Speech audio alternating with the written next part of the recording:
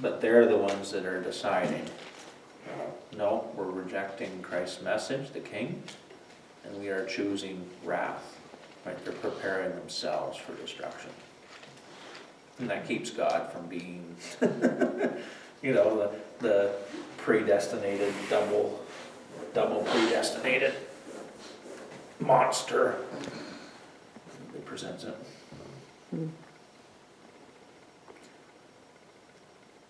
Anybody else thoughts? Application? No? You had a good one? Grade 7. Hopefully you've walked and grown with the Lord since then. Yes, okay, moving on. What happened in grade 7? Oh, yeah. Beverly? Something stands out? I don't do applications. I don't know how to do applications. Well, I think I had a couple of students that were honest and said they don't know how. Right? I'm like, that's one of the most, bar context and literal interpretation, that's the most important part.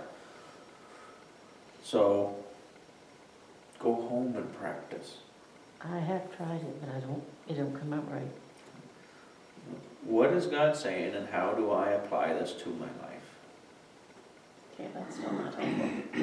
It's because this is true, I will. Okay, well, that's how you The learn. only reason I through a say word- that is I because learned- apply is still the word that It feels confuses nebulous. people. Yeah. The reason why that's my default is that's how I learned to do devotions. Yeah, no, I know. With Word of Life. But that was the two questions. What is God saying? How do I apply this to my life?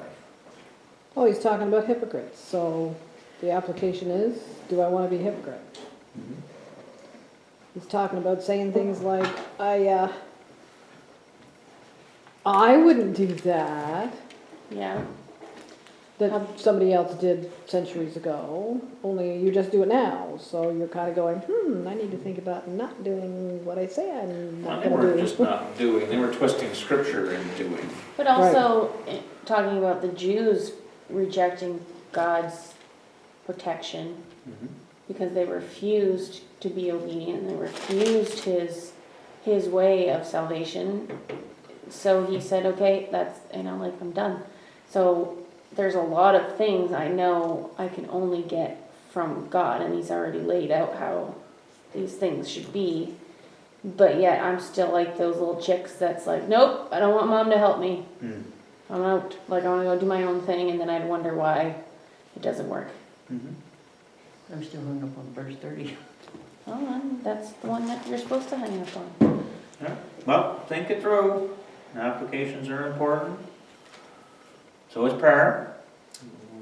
Hung up in you don't understand it, or as in? Oh, no, I think I do understand it. Oh, okay.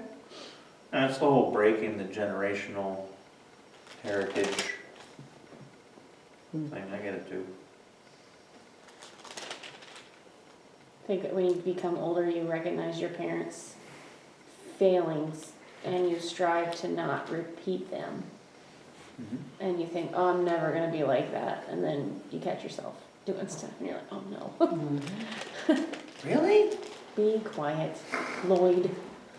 I had a man talk to me at one point, grieving over the process of the things that he finally recognizing what he had done to his children. And he said, I always wanted to have a bunch of kids so that I could raise them and they weren't going to be like my dad and they weren't going to turn out like my family did. And I said, yeah, your whole focus was they weren't going to turn out like your family did. Your focus should have been, I'm going to raise my children to follow the Lord. You spent all your time going, my family did, my family did, my family did. And you didn't think, what would Jesus do? What would Jesus do? What would Jesus do? And he kind of looked at me and went, yeah, you're right. I saw another one. When you spend so much time saying, I'm not gonna, that's where your brain's going. Yeah. That's where you're gonna go. Yeah. It's like when you're in an ambulance, like when they teach you the driving skills for being an ambulance driver, Rose told me, you have to look into the turn when you're going that high speed. If you don't look into the turn, you're gonna go wherever your eyes went, even if the steering wheel, you want the steering wheel to go somewhere else, you have to look where you wanna go. Mm. And it's just, yeah. Mm.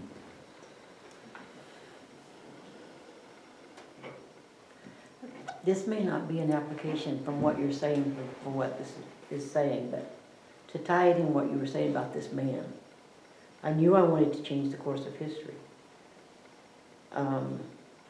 But my goal was that our kids would grow up and love God and live for Jesus. And did they?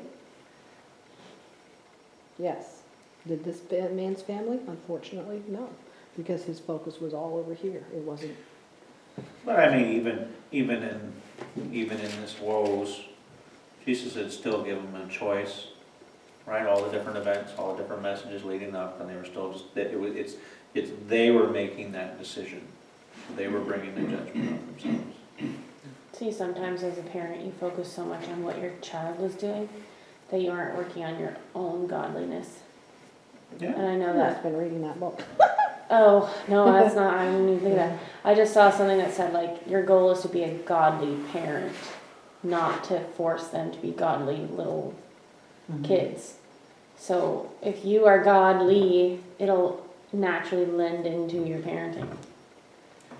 When I was at MVI, somebody quoted a thing, even just, not even with parenting, their statement was, the best gift you can give to other people is your own personal holiness. You know, if you want to give something, that's it. I know my family were so focused on praying and me coming back to the Lord that when I did come back to the Lord and they knew I was in good standing with Christ, they didn't know what to do anymore. Like they were so focused on me that they were kind of lost as to where they were together developing their own family, right? So it was interesting.